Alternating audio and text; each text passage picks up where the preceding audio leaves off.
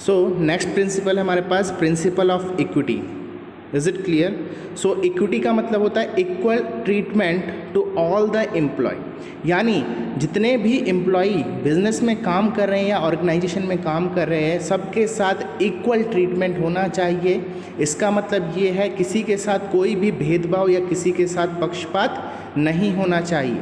और अगर कोई मैनेजर किसी भी एम्प्लॉय के साथ भेदभाव या पक्षपात कर रहा है तो उससे क्या होता है, अदर जो एम्प्लॉय होते हैं उनके मन में क्या हो जाता है, एक मीन्स एक डीमोटिवेशन कह सकते हो आप, एक डीमोटिवेशन आ जाता है और वो अपने काम को अपने मैक्सिमम एफर्ट से नहीं करते हैं। Is it clear?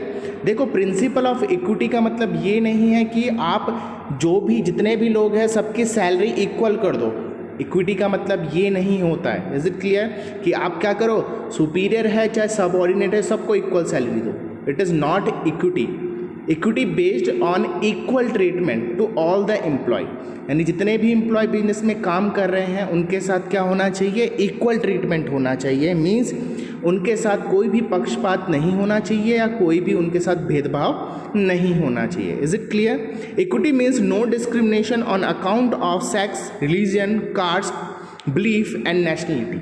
Is it clear? यानी जो भी एम्प्लॉय बिजनेस में काम कर रहा है उसके सेक्स को लेकर, रिलीजन को लेकर, लैंग्वेज को लेकर, कास्ट को लेकर, बिलीफ को लेकर या उनकी नेशनलिटी को लेकर उनके बीच में कोई भी भेदभाव नहीं होना चाहिए। इक्विटी का मतलब होता है सबके साथ फेयर एंड काइंड ट्रीटमेंट करना। Is it clear? सो देखो जो भी एम्प्लॉय बिजनेस में काम कर रहे हैं सबके लिए सेम रूल होने चाहिए, सबके लिए सेम रेगुलेशन होने चाहिए। किसी भी एम्प्लॉय को पर्सनल बायस नहीं मिलना चाहिए और किसी के साथ कोई डिस्क्रिमिनेशन नहीं होना चाहिए। यही क्या कहलाता है, प्रिंसिपल ऑफ इक्विटी कहलाता है। Is it clear? नेक्स्ट इसमें positive affect of this principle. So first is employee get satisfied. Simple सी बात है, अगर किसी भी ऑर्गेनाइजेशन में कोई भी अगर एम्प्लॉय काम कर रहा है उसके साथ अगर फेयर ट्रीट किया जाएगा और काइंडनेस के साथ ट्रीटमेंट किया जाएगा तो एम्प्लॉय क्या होगा, सेटिस्फाइड होगा। Is it clear? नेक्स्ट है motivate the employee and boost the morale of the employee. Simple सी बात है, जब सबके साथ इक्विटी के साथ क्या किया जाएगा, ट्रीटमेंट किया जाएगा तो हर एक एम्प्लॉय है वो मोटिवेट रहेगा और उनका मोरल बूस्ट होगा। Is it clear? नेक्स्ट इसमें consequences of the violation of this principal. सबसे पहले डिससेटिस्फैक्शन इन एम्प्लॉय, तो ये है consequences of violation of this principal. अगर हम इन प्रिंसिपल को यानी इस प्रिंसिपल को फॉलो नहीं करते तो क्या क्या परिणाम हो सकते हैं। पहला है डिससेटिस्फैक्शन इन एम्प्लॉय, जो अगर किसी के साथ भी अगर इक्वल ट्रीटमेंट नहीं हो रहा है, फेयर एंड काइंड ट्रीटमेंट नहीं हो रहा है, पर्सनल बायस हो रहा है, डिस्क्रिमिनेशन हो रहा है, तो सिंपल सी बात है क्या होगा, उसके मन में डिससेटिस्फैक्शन की भावना जागेगी। Is it clear? नेक्स्ट है इंक्रीज इन टर्नओवर। टर्नओवर का मतलब है रेट ऑफ रिप्लेसमेंट। टर्नओवर का जो बेसिक मीनिंग होता है वो क्या होता है, रेट ऑफ रिप्लेसमेंट। तो सिंपल सी बात है, रेट ऑफ रिप्लेसमेंट ये किससे बात कर रहा है, एम्प्लॉयज से। तो अगर किसी भी फॉर्म में किसी भी एम्प्लॉय को अगर इक्वली ट्रीट नहीं किया जा रहा है तो वो क्या करेगा, वो उस बिजनेस में क्या करेगा, रुकना नहीं चाहेगा और वो अपनी जॉब को स्विच करना चाहेगा, जिससे कि क्या होगा, एम्प्लॉय टर्नओवर होगा। Unhealthy relation between superior and subordinate. Simple सी बात है, अगर सुपीरियर क्या कर रहे हैं, डिस्क्रिमिनेशन कर रहे हैं एम्प्लॉयज़ में, तो क्या होगा, उससे जो सुपीरियर और सबऑर्डिनेट का रिलेशनशिप होगा वो अच्छा नहीं होगा। क्या होगा, अनहेल्दी रिलेशनशिप बन जाएगा। Is it clear? बेटा नेक्स्ट है इसमें stability of tenure of personal. Tenure का मतलब होता है कार्यकाल, यानी जिस टाइम पीरियड के लिए क्या होता है कोई एम्प्लॉय फॉर्म में काम करता है उसे टेन्योर कहते हैं। तो टेन्योर में यानी उनके कार्यकाल में क्या होनी चाहिए, स्टेबिलिटी होनी चाहिए। यानी कोई भी वर्कर अगर किसी फॉर्म में काम कर रहा है तो उसे क्या करना चाहिए, उसी फॉर्म में क्या करना चाहिए, काफ़ी समय तक रहना चाहिए। It refer to no frequent termination and transfer. इसका मतलब ये होता है कि किसी भी एम्प्लॉय का फ्रीक्वेंट टर्मिनेशन या उसका ट्रांसफ़र नहीं होना चाहिए। फ्रीक्वेंट टर्मिनेशन और ट्रांसफ़र, टर्मिनेशन का मतलब होता है उसे जॉब से निकालना या उसे ट्रांसफ़र कर देना, तो ये चीज़ें नहीं होनी चाहिए। अकॉर्डिंग टू दिस प्रिंसिपल क्या होना चाहिए, इस प्रिंसिपल के अनुसार मैनेजमेंट को एक जॉब सिक्योरिटी प्रोवाइड करनी चाहिए एम्प्लॉय को, बिकॉज अगर एम्प्लॉय के मन में एक इनसिक्योरिटी रही अपने जॉब को लेकर तो वो क्या करेगा, अपना फुली कंट्रीब्यूशन नहीं देगा, वो काम को अच्छे से नहीं करेगा, बिकॉज उसके मन में हमेशा ये ख्याल रहेगा कि उसे कभी भी जॉब से निकाल दिया जा सकता है, तो वो अपनी फुल ऑफ एबिलिटी से काम नहीं करेगा। Is it clear? सो इस प्रिंसिपल के अनुसार क्या होता है कि जो भी एम्प्लॉय बिजनेस में काम करता है, ऑर्गेनाइजेशन में काम करता है, तो मैनेजमेंट को उसको जॉब सिक्योरिटी की फीलिंग देनी चाहिए कि लोगों को, यानी जो एम्प्लॉय है उनको ये लगना चाहिए कि वो जहाँ काम कर रहे हैं तो वो वहाँ क्या है, सिक्योर है। Is it clear? कोई भी इनसिक्योरिटी की भावना उनके मन में नहीं आनी चाहिए। Is it clear? अगर उनके मन में इनसिक्योरिटी की भावना अपने जॉब को लेकर आती है तो क्या होगा, उससे ये होगा कि वो उस बिज़नेस में रुकने की कोशिश नहीं करेंगे। वो क्या करेंगे, उन्हें पता है अगर उन्हें इनसिक्योरिटी अगर की उन्हें बिजनेस से निकाल दिया जाएगा, ऑर्गेनाइजेशन से निकाल दिया जाएगा, तो वो अपने लिए पहले से ही कोई जॉब क्या कर लेंगे, सर्च कर लेंगे, और जैसे ही उन्हें अपॉर्चुनिटी मिलेगी वो जॉब स्विच कर देंगे। Is it clear? सो अगर क्या होता है, किसी भी एम्प्लॉय को अगर फ्रीक्वेंट टर्मिनेशन या फिर फ्रीक्वेंट ट्रांसफ़र होता है, उससे बिजनेस को भी नुकसान होता है।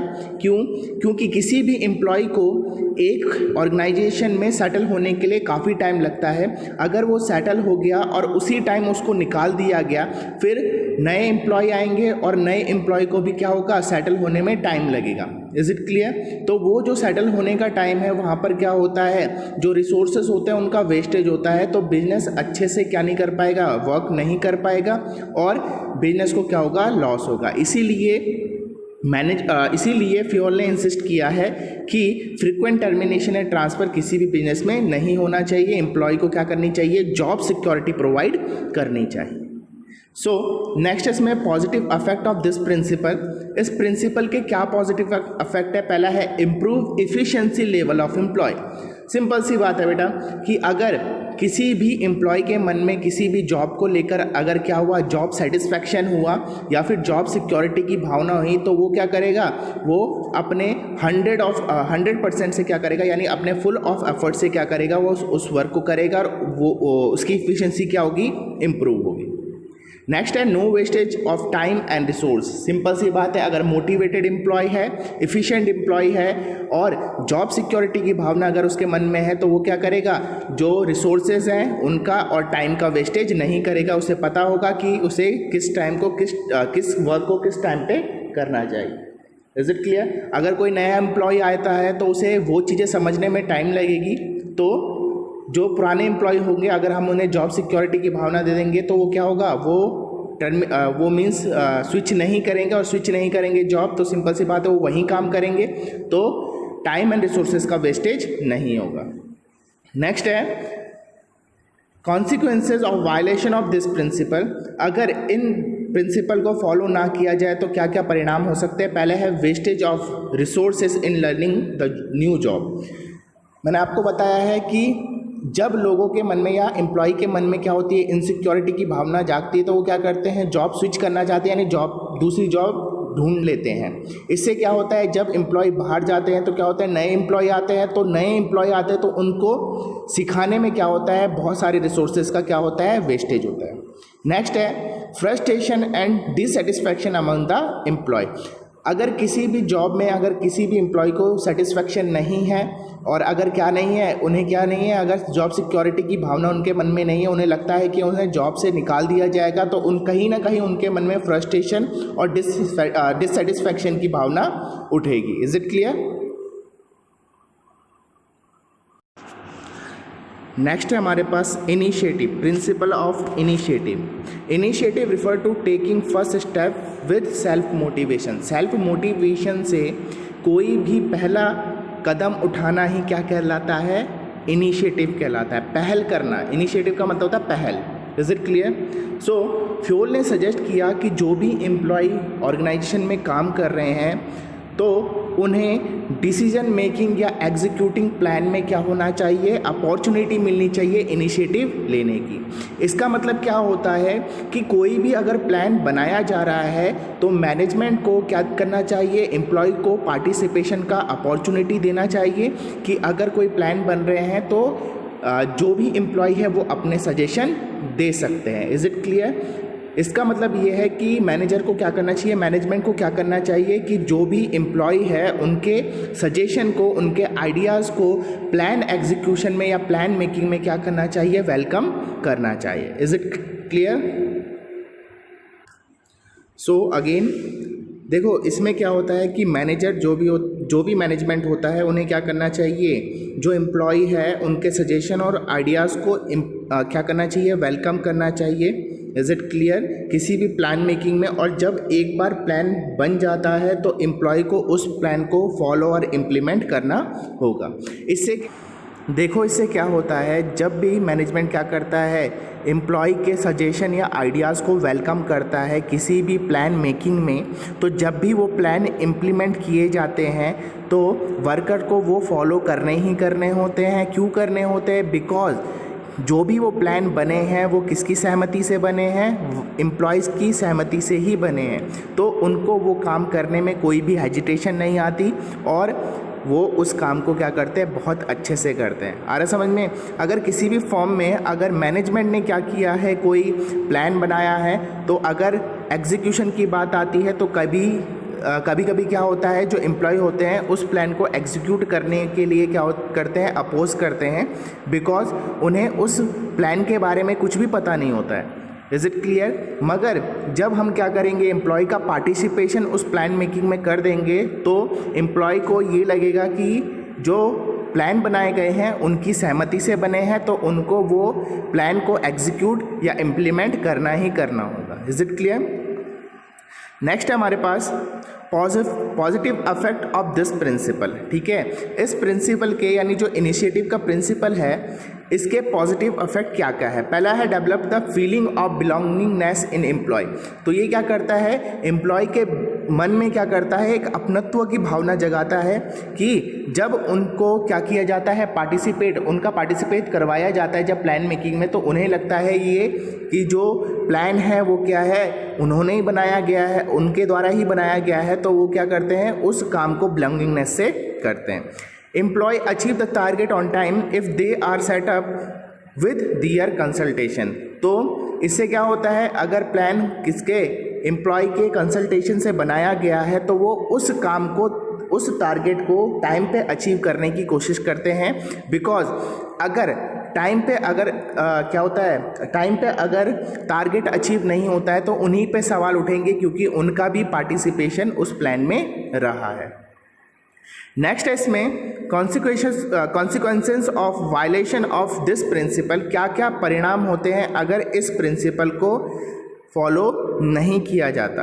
Employ will not work to best of their ability.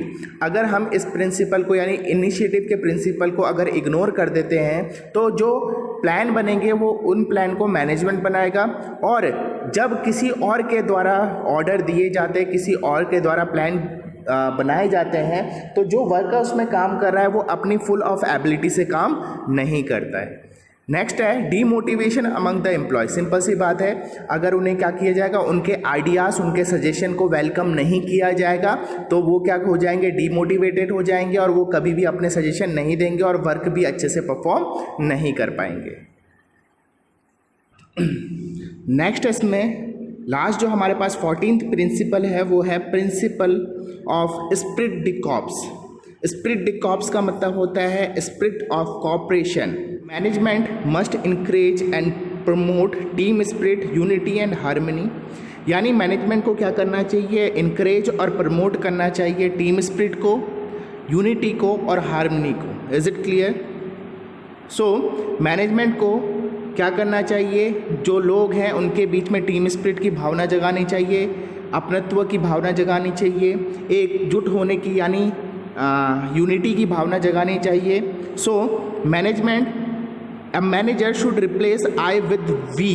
ठीक है, तो मैनेजमेंट को क्या करना चाहिए, जो आई वर्ड है उसको वी में कन्वर्ट करना चाहिए। आ रहा समझ में कि इंडिविजुअलिज्म नहीं होना चाहिए बल्कि क्या होना चाहिए, ग्रुप एफर्ट होना चाहिए। तो स्पिरिट ऑफ कॉपरेशन की भावना क्या होनी चाहिए, एक मैनेजर को जगानी चाहिए।